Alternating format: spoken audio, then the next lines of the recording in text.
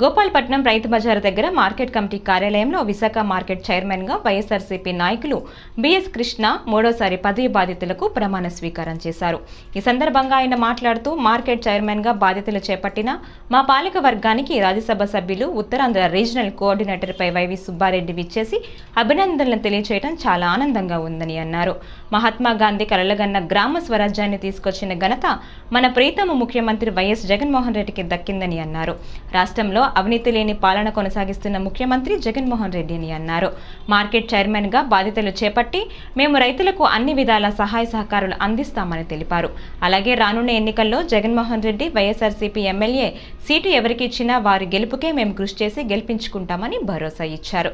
ఈ కార్యక్రమంలో ఆడారి ఆనంద్ కుమార్, మాజీ శాసనసభ్యులు మల్లా విజయప్రసాద్, డిప్యూటీ మేయర్ జియాని శ్రీధర్, బెహరా భాస్కర్ రావు, వైఎస్ఆర్సీపీ నాయకులు, మార్కెట్ కమిటీ సభ్యులు, అధికారులు పాల్గొన్నారు.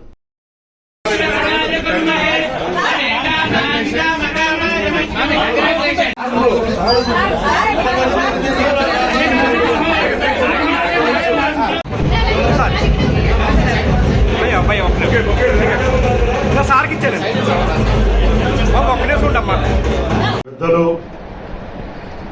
రాజ్యసభ సభ్యులు, ఉత్తరాంధ్ర వైఎస్ఆర్సీపీ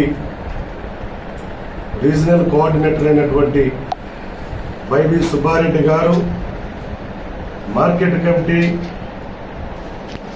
నూతన పాలక వర్గంగా మేము ప్రమాణ స్వీకారం చేసిన ఈ సందర్భంలో వారు మరి మమ్మల్ని అభినందించడానికి రావడం అనేది చాలా సంతోషకరమైనటువంటి విషయం.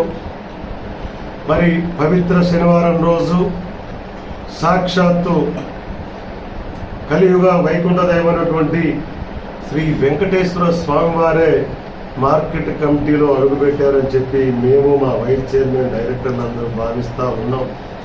ఈ సందర్భంగా వారికి మా మార్కెట్ కమిటీ తరఫున, నా తరఫున, వైస్ చైర్మన్ తరఫున, డైరెక్టర్స్ అందరి తరఫున, మా స్టాఫ్ అందరి తరఫున హృదయపూర్వక ధన్యవాదాలు తెలియజేసుకుంటున్నాం.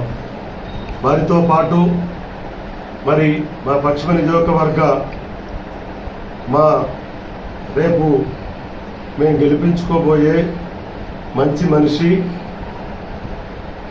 సమకాలీన రాజకీయాల్లో విశిష్టమైనటువంటి మనస్తత్వం కలిగినటువంటి వ్యక్తి రారి ఆనంద్ కుమార్ గారు రావడం కూడా మా అందరికీ చాలా సంతోషం. ఈ సందర్భంలో వారికి కూడా నేను ఈ పత్రికాముఖంగా మా వైస్ చైర్మన్, డైరెక్టర్స్, నేను మా స్టాఫ్ తరఫున ధన్యవాదాలు తెలియజేసుకుంటున్నాం. అంతేకాకుండా విశాఖ జిల్లా వైఎస్ఆర్ కాంగ్రెస్ పార్టీ పరిశీలకులు, పశ్చిమ నియోజకవర్గ మాజీ శాసనసభ్యులు, పెద్దలు, గౌరవనీయులు శ్రీ మల్లా విజయప్రసాద్ గారికి కూడా ఈ సందర్భంగా ధన్యవాదాలు తెలియజేసుకుంటున్నాం.